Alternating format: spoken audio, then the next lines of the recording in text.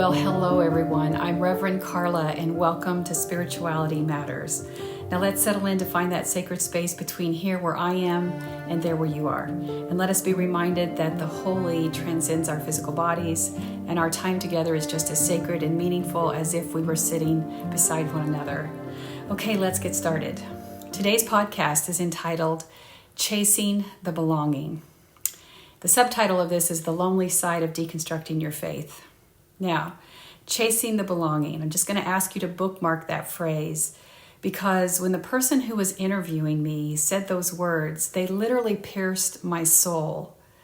Her words planted in me in a way that I've come to recognize. I call it a spiritual nudge, and it always comes in some kind of moment where I hear something that says, pause and mark this, because you just got a gift. It's either your next writing, your next video, your next social media post or something, or it's for wisdom for yourself. So I have these Post-it notes that are all over my desk. And I want to be honest with you, I have got to find a better way to be organized because a couple times a week I'll grab them all up and try to put them in some kind of order. It's not working for me very well. But anyway, I wrote it down on a Post-it note, knowing that it was inviting me into something that would arrive when I write.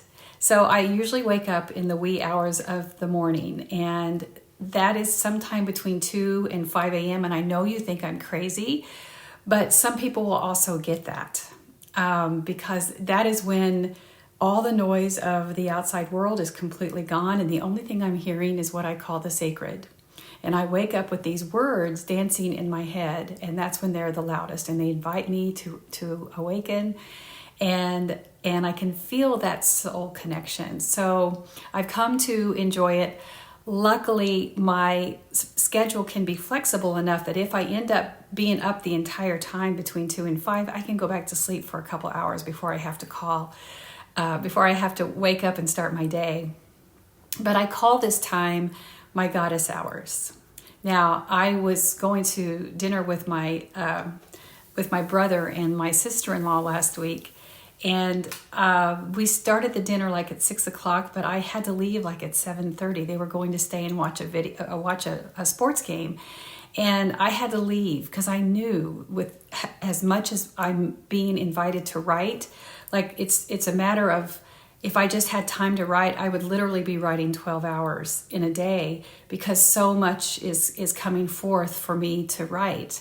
And I get that. One time I heard Robert Plant. I don't know if you know who he is. Some of you might not be old enough, but you can Google him, the lead singer of Led Zeppelin. But he said, it's not a matter of what songs I'm going to write. It's a matter of which one comes out of my head. And I get that. I held on to that because I found that fascinating.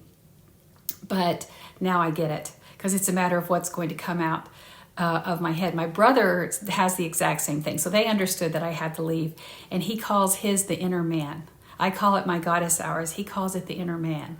But I think most people understand that it comes from some place inside you that says you have a gift to give the world. And this is when I'm inviting you to arise, to take responsibility for it and offer it to the world. Now, it doesn't mean, I just feel like I need to pause here and say that just because you're not doesn't mean that you don't have a gift. Anytime I share something, it's about my story. It's not to exclude yours and your experience. So if you're not being awakened in the middle of the night, see that as a gift. Don't worry about what's happening in your life. But if you are, and you can't figure out why every night at 2:15 you're waking up, if you have the capacity to be able to do something during that time, perhaps journal, perhaps read. What I have found is scrolling on my phone does not work. What needs to happen is some kind of sacred ritual that tends to connect me to my soul. So you might want to consider something like that.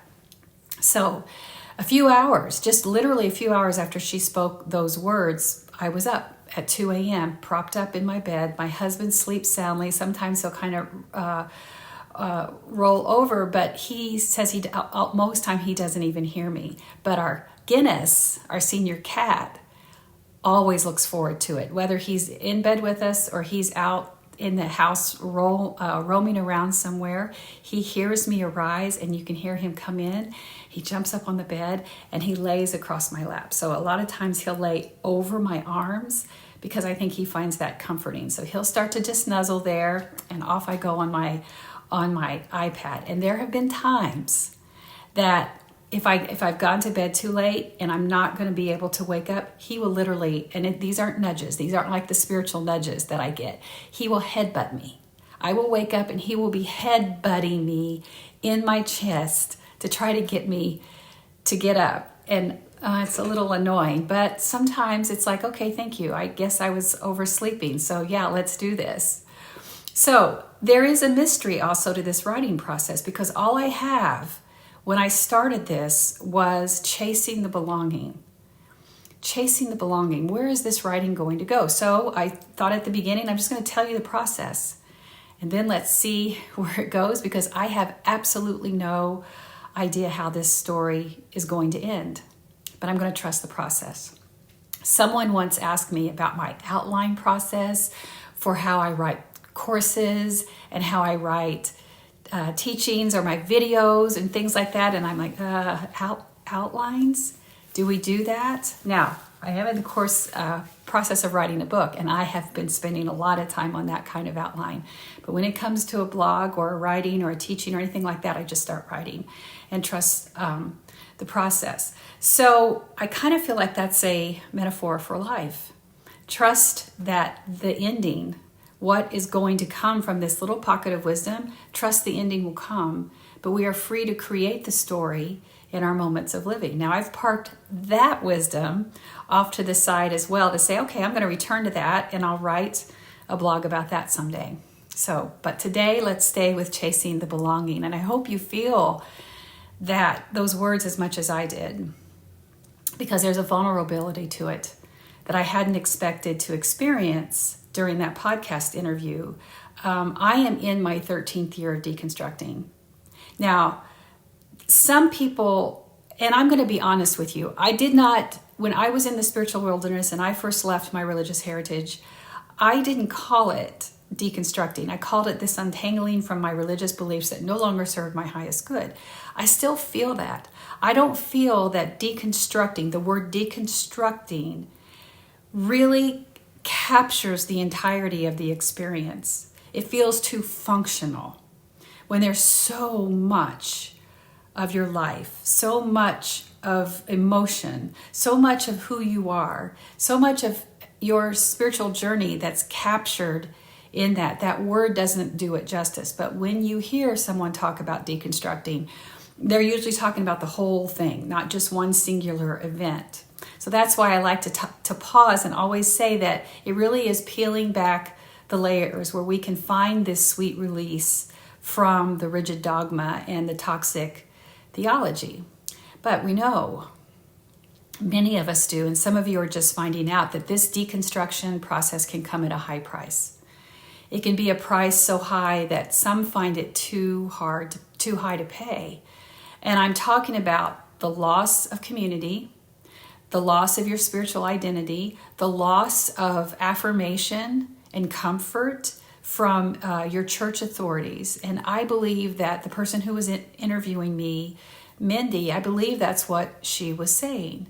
And this is what will send some people boomeranging right back to church without deconstructing, because it is safer to have the known, to feel like you belong in your spiritual community. It's easier to be spoon-fed from the pulpit and just fake it than it is to deconstruct. Now think about that. And while there is nothing wrong about sitting in the pews and hearing a sermon that inspires or motivates you, we often confuse worship on Sundays as the entirety of our spiritual accountability or even our spiritual experience. And when we realize that deconstructing means that we're going to spend some time in the spiritual wilderness on our own, we would rather just check out, go back into faking it in the pews, just to be comforted by the known. And then what we end up doing then is giving our spirituality back to the church. Now, some people that can be very enriching for them. But when you check out that much, where you feel like you don't have any accountability for how you show up in the world, that the only thing you need to do to be spiritual is to check off that you went to church on Sunday, that's not an enriching spirituality. So even though I say I don't proselytize for you to leave your faith, I'm going to challenge you to look at how your spirituality, whether you're churched or unchurched, whatever your faith is, how does it impact how you show up in the world? How are you leaving this world a better place because of your spiritual journey? So we don't want to give that up and say that, okay, we're just doing spirituality, and because it isn't enough. And sure, we can take that inward into our home. We can do devotionals. We can have scriptural readings. We can have group studies. All of that is important as well.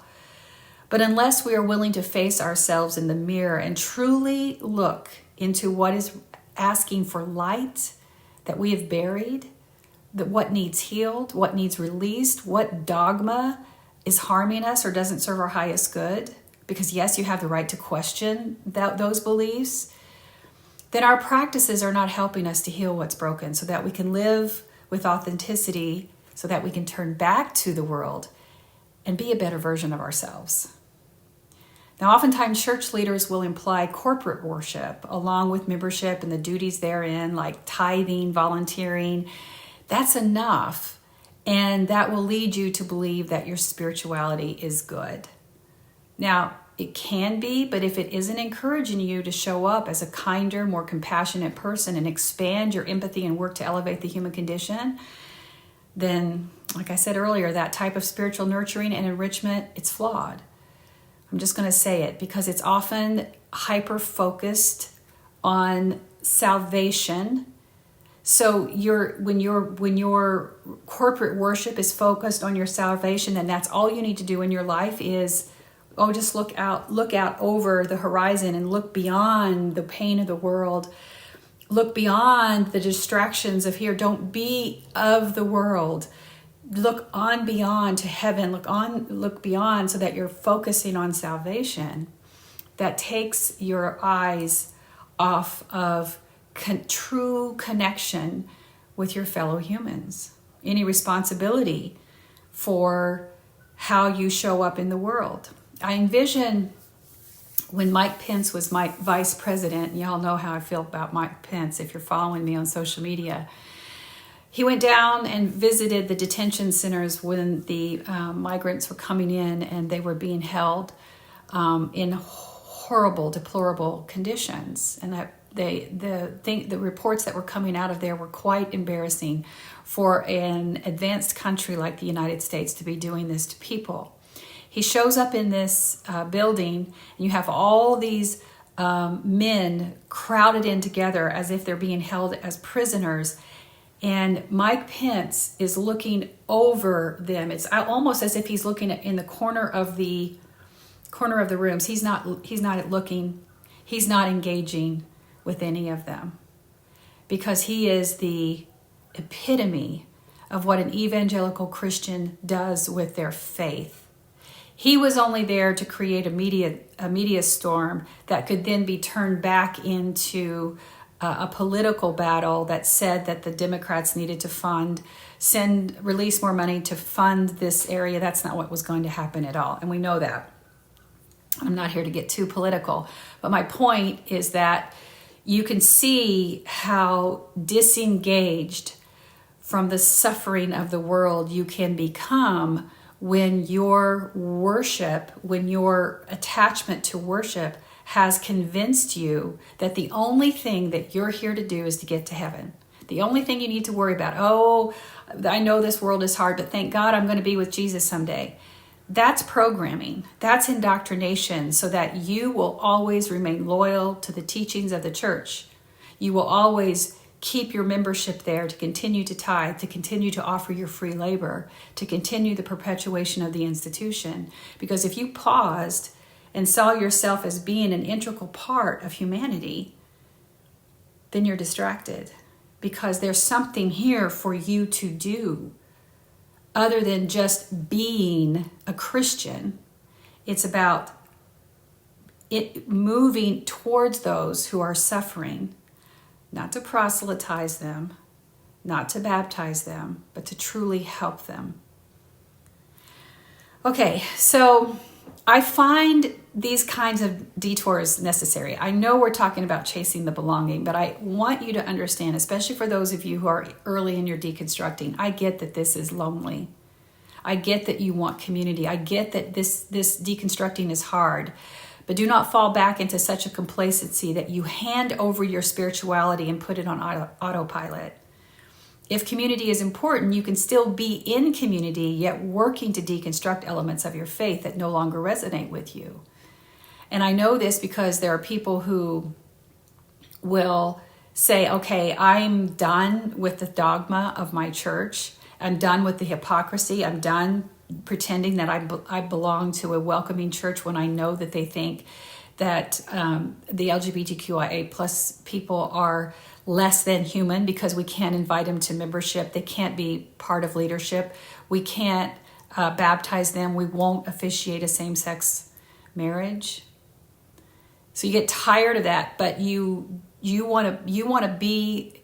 There's enough safety in that community for you that you want to stay involved, so that you continue to do the work covertly. I'm one of those. That's exactly what I did. So there might be something that's finally said, you know what, this isn't working for me, but I'm not ready to show my hand yet. So this came home also for me when I was doing a Zoom teaching in a closed meeting, and a young woman spoke of her deconstructing journey, and she was deconstructing while still rooted within her spiritual community. Now, she had a challenge because she lived in a small town, the kind where everyone knows everyone else, everyone's going to the same church, and church is an essential part of acceptance in that community. And it was clear that she needed them because they were providing the connection and support she needed to be seen and loved.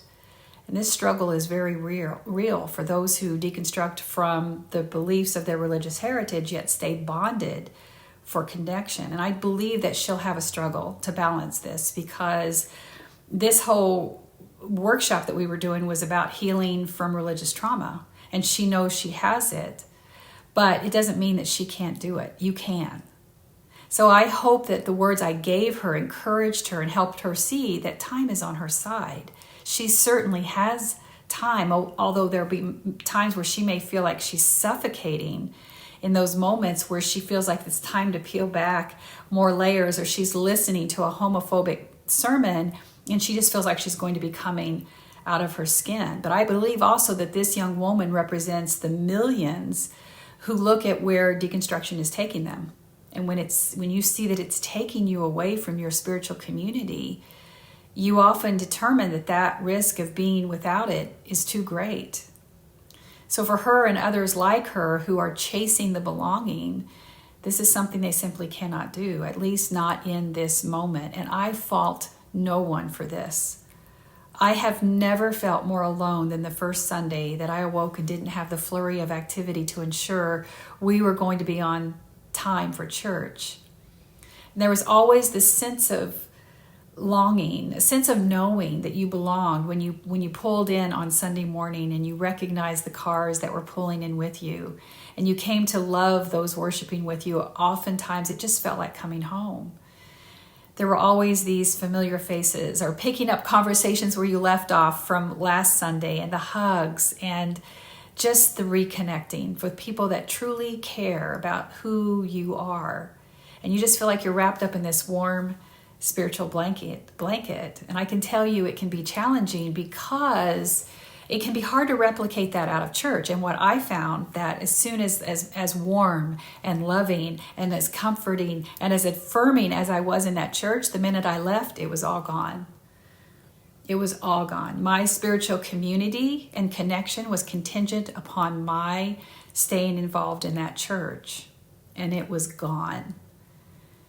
And that was enough to convince me that my relationships were conditional. And so in one way for me, they weren't authentic. That's not what I needed. But we do know that humans thrive in community. We're often part of several communities that support us in loving ways. And sometimes that can be really good. That's how you start to expand other communities and also think outside the box, because I know we're used to this physical one-on-one type of interaction. But if 2020 taught us anything, and I learned this lesson before that because my entire seminary, my college experience was all online. And so I've made friends that I still stay in community with now. So is it possible? Yes. Can it be loving and helpful and supportive? Absolutely. But is it different? Yes. But we know that in some ways we do crave communities. It's like our DNA points us to belong.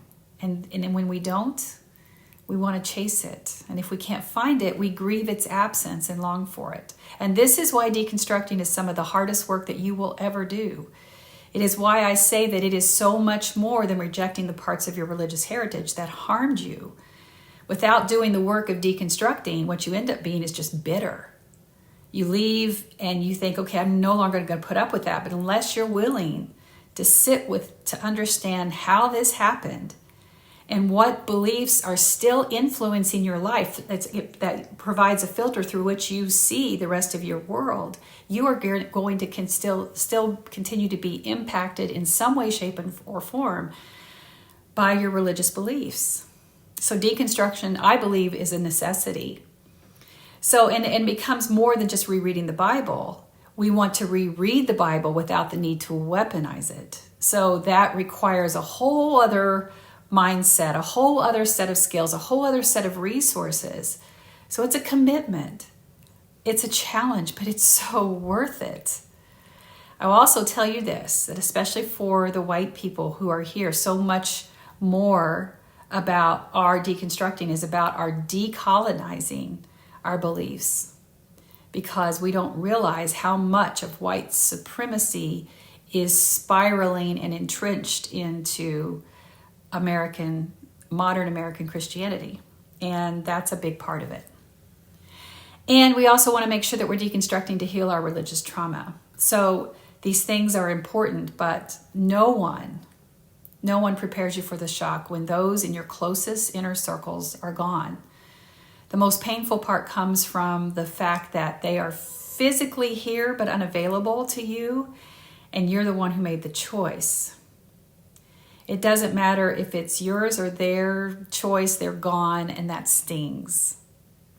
The hardest part of deconstructing can be this loss of community, because it reminds you just how alone you are.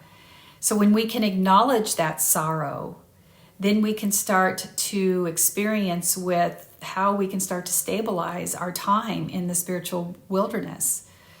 And even after all this time, I can recall moments on this deconstructing journey where my loneliness tempted me to return to church. I had it for just a hot minute, but I did, because it was lonely. And I was out here with no roadmap, no time frame, didn't know what's going on. I thought, okay, I'll just go back and be a good little Christian. I'll shrink myself.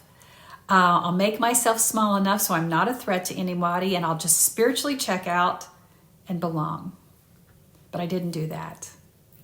I'm so glad I didn't. I knew that whatever had shifted inside of me would forever change how I would be received, and returning was not an option. Knowing this was enough to keep me in the spiritual wilderness for just a while longer. So for you who are chasing the belonging and you find yourself in the spiritual wilderness, just remember that. Just a while longer. Because what arrived for me while I waited a while longer in the spiritual wilderness was an understanding that my reliance on community blinded me to how little control I had over my life while I was in church. Organized religion had taken that from me. More accurately, I had willingly handed it over in exchange for validation and connection from my relationships inside church. Now, that doesn't mean that all of those relationships were bad, because they weren't. There were many that were loving and supportive. And even today, almost 13 years after leaving church, I miss some of those special bonds with those I was closest to at church. But remember what I said. Those bonds were conditional. The minute I left, they were irreparably severed, leaving me to realize that their bonds were contingent upon my willingness to be compliant to a toxic patriarchal system that was harming many. And those leaders had zero accountability or remorse, because that's patriarchy. Love is not love when that love demands blind obedience and silent submission. But that's my story. It does help to know that maybe I helped that young woman who was 40 years my junior, who is just beginning to navigate adulthood and needing the guidance of those closest to her. She's figured out so much more at her age than I had. I can look back and see where I had spiritual breadcrumbs pointing me to deconstructing, and I call spiritual breadcrumbs this thing where you can look back. People ask you, well, what was the moment? And for a while I would say things, but I really realized I was deconstructing. I deconstructed for years. I remember at 9 years old thinking, wait, you're telling me I can be my grandma's telling me I can be whatever I want to be, but that preacher just said women can't be ministers. Now wait, what is this paradox you have me in? Why is there this vast dichotomy between what religion says and what you say? Or girl power and all these things. And instead of, I have no power of my own at that age, that was the first time I started to willingly submit, because I was silent. And I can point to those places where those breadcrumbs, up until the day I finally left church, pointed me right out the door. So I consider that a spiritual practice, to go back and think about those times where you were walking out the door, the time that I was literally forced to be baptized. It wasn't anything emotional or anything like that. You're 13, you get baptized in the Southern Baptist tradition. That was my experience. When I was 16, I got rebaptized by a Christian non-denominational church because they would not accept my Southern Baptist baptism. I thought that was stupid, but again, submission, silence. This just goes on and on and on, where I would just be like, well, that's stupid. Or, I hear a minister say, if you don't accept Jesus Christ as your Lord and Savior today, you're a fool. Well, I don't think that's a nice thing to say. Silence. I don't say anything. Submission. You just keep going through, but you sacrifice so much of yourself because you fear chasing the belonging. Don't tell a boomer who is raised by grandparents and parents from the silent generation that patriarchal indoctrination is not weaponized, because you know it is. And the reason why I add that is because a lot of that, my experience, took me that many years to be able to untangle from not just my religious indoctrination, but my familial indoctrination, my education indoctrination. We prayed. We were a public school. We prayed in the 60s. We had Christmas pageants in the 60s, in the 70s. In the 70s, I had a teacher tell me I was going to hell because I wasn't baptized as a child, as a baby. Because religion was so integrated into the public education school system, there was no repercussion for that. It traumatized me. So when you're indoctrinated in that, it's going to take you a lot longer than a 20-year-old now who can look at this and say, you know what, I don't want this. This has nothing to do with my spirituality, and this is not serving humanity in any way, and it's not changing. Religion is not Christianity is not changing enough that I don't want to be a part of it. So do I think that she's going to be able to keep that balance forever? No.